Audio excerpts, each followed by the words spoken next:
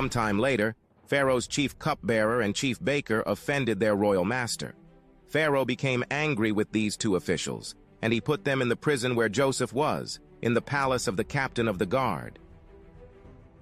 They remained in prison for quite some time, and the captain of the guard assigned them to Joseph, who looked after them. While they were in prison, Pharaoh's cupbearer and baker each had a dream one night, and each dream had its own meaning. When Joseph saw them the next morning, he noticed that they both looked upset. "Why do you look so worried today?" he asked them. And they replied, "We both had dreams last night, but no one can tell us what they mean." "Interpreting dreams is God's business," Joseph replied. "Go ahead and tell me your dreams." So the chief cupbearer told Joseph his dream first. "In my dream," he said, "I saw a grapevine in front of me. The vine had 3 branches that began to bud and blossom, and soon it produced clusters of ripe grapes. I was holding Pharaoh's wine cup in my hand, so I took a cluster of grapes and squeezed the juice into the cup. Then I placed the cup in Pharaoh's hand. This is what the dream means," Joseph said. "The 3 branches represent 3 days. Within 3 days, Pharaoh will lift you up and restore you to your position as his chief cupbearer. And please remember me and do me a favor when things go well for you. Mention me to Pharaoh, so he might let me out of this place. For I was kidnapped from my homeland, the land of the Hebrews, and now I'm here in prison. But I did nothing to deserve it." When the chief baker saw that Joseph had given the first dream such a positive interpretation, he said to Joseph, "I had a dream too. In my dream there were 3 baskets of white pastries stacked on my head. The top basket contained all kinds of pastries for Pharaoh, but the birds came and ate them from the basket on my head." "This is what the dream means," Joseph told him. "The 3 baskets also represent 3 days. 3 days from now, Pharaoh will lift you up and impale your body on a pole. Then birds will come and peck away at your flesh." Pharaoh's birthday came 3 days later, and he prepared a banquet for all his officials and staff. He summoned his chief cupbearer and chief baker to join the other officials.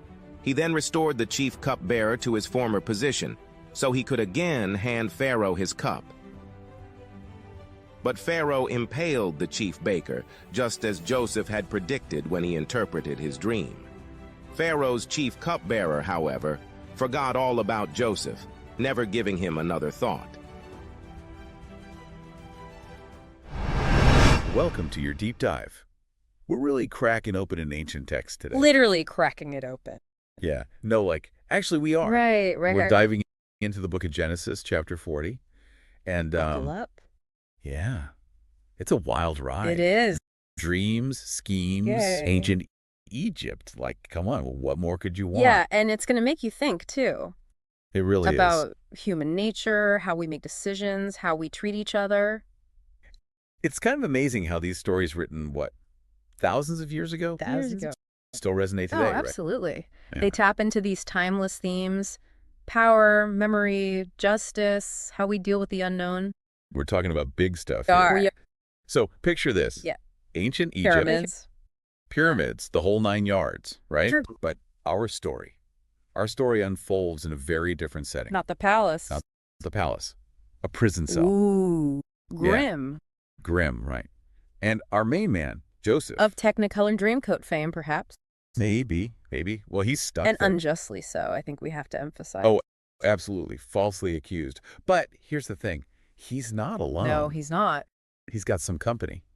Not just any company. High-ranking company. Pharaoh's cupbearer and the baker. The baker, can you imagine? These are people used to the finer things in life.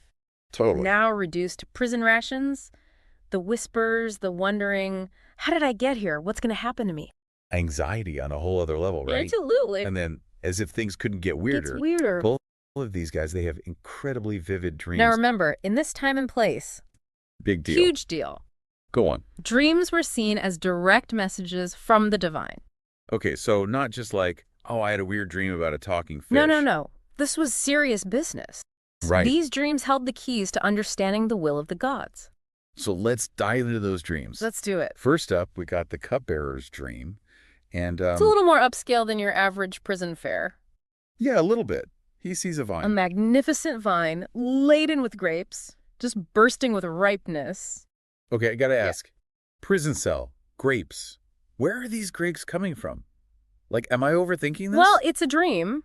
True, It's true. not bound by the limits of reality. Fair But enough. these grapes, they represent something.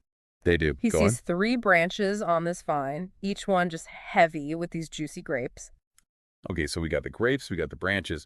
What's he do with these grapes? What happens next? He takes those grapes and he presses them into a cup. And not just any cup. Oh. Pharaoh's own cup. Presents it to the Pharaoh. Okay, so grapes, branches, Pharaoh's cup. What does it all mean? Luckily, Joseph is there. Our resident dream interpreter Exactly. steps up to the plate. He interprets the 3 branches as representing 3 days. 3 days. 3 days. And he makes a bold prediction. What's that? He says that within those 3 days, the cupbearer will be back in Pharaoh's good graces, restored to his former glory. No more prison cell grapes for this guy. No more prison cell grapes. Okay, so 3 branches, 3 days, very specific. But then we have the baker's dream. And, well, It takes a bit of a turn. it A does. dark turn. Tell me about this baker's dream. So he dreams of 3 baskets. 3 baskets. Okay. Pastries. The finest, most delicate pastries you can imagine. Okay, so we're back on track with the upscale food at Right. least. He's got these baskets piled high on his head, like Yeah. some kind of, like, pastry chef extraordinaire. All right. Then Wait. birds descend, Oh, yeah. and they start devouring these pastries. Okay. So I am not liking the sound of this. Joseph, help us out here. What does it mean? Well, Joseph, he looks at this dream, and he sees a dark omen. Oh, boy. He predicts that in 3 days, the baker will be executed. Oh, no. His body left exposed, and tragically, birds will feast on his flesh. Wow. That escalated quickly. It did. From pastries to, To that, yeah. So we got these 2 very different dream interpretations. One guy's getting his old life back. back in the lap of luxury. The other, Not so much. not so much. And then what happens? 3 days pass. It's Pharaoh's birthday. Big day. Big celebration. Feasts, I'm assuming, are involved. Oh, I'm sure. What goes down? Well, it unfolds exactly as Joseph predicted. No way. The cupbearer back in action. Wow. Position restored, free to serve Pharaoh once more. Okay. The baker, sadly, meets his grim fate. Just like that. So the dreams, they were true. They were prophetic. And here's where things get really interesting. Plot thickens. It does. The cupbearer, right. This guy, whose life Joseph basically Gave saved. him the inside scoop. Right. What does he do to repay him? Don't leave me He hanging. forgets. He forgets. Completely. Joseph, who's languishing in prison, forgotten. It's heartbreaking. It really is. But it makes you think, right, how often does this happen in our own lives? Mm. Not necessarily with, prophetic dreams and ancient Egyptian prisons, Right. but this idea of forgetfulness. Ingratitude. Yeah. We get caught up in our own lives, our own problems, our own successes even. Especially. And we forget about the people who helped us along the The way. people who showed us kindness, who gave us a chance. It's a powerful reminder. It is. This story challenges us. What do we choose to remember? Mm. And what gets lost in the noise of our lives? And there's another layer to this too, right? Because Joseph, he ends up in prison because he stuck to his values. Refuse to compromise his integrity. Exactly. It costs him his freedom, and yet he still uses his gifts to help others, even when they don't do the same for him. And that's the thing about integrity, isn't it? It's not about what you get back in return. It's about doing what's right, even when it's hard. Even when the world seems to have forgotten you.